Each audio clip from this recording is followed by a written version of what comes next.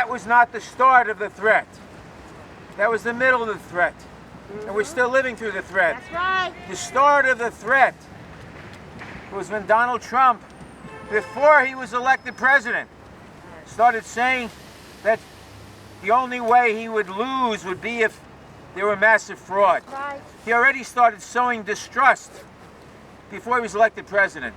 And then we had a poisonous presidency for 4 years of stoking division and hatred in every way conceivable, and stoking distrust, and again saying, if I'm defeated, it's the result only, it can only be the result of massive cheating and vote fraud, and carrying on that big lie after he was in fact defeated.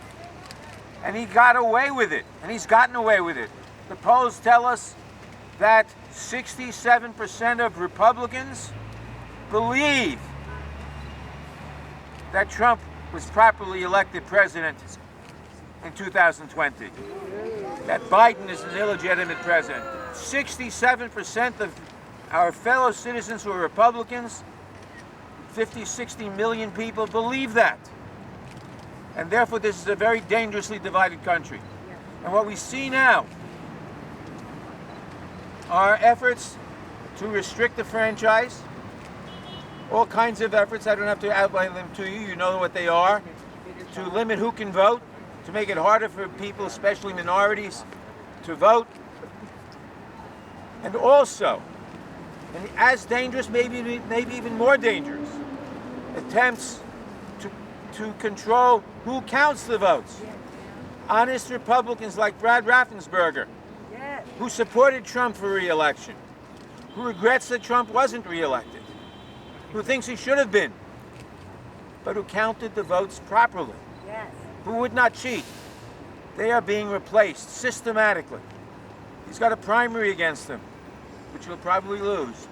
And they're replacing all the elected officials at the precinct level. And if they continue to get away with it, it almost doesn't matter who votes or who anybody votes for, because if I control who counts the votes, it doesn't matter what the vote was. That's the threat we still face. And this is a battle we're going to be facing for we're going to be fighting for many years. Even if we pass the legislation, even if we pass the legislation that was referred to, the John Lewis Voting Rights Act, the Protect Our Democracy Act, the other voting rights acts, we still have to enforce them, and we still have to make sure the counts are honest. And that's a fight that's going to go on for a very long time, and there is absolutely no guarantee that the democracy in this country will win. We have to continue fighting for it, and we'll have to continue fighting for it for the rest of our lives. And we must pledge ourselves to do that, and that we do. Thank you so much.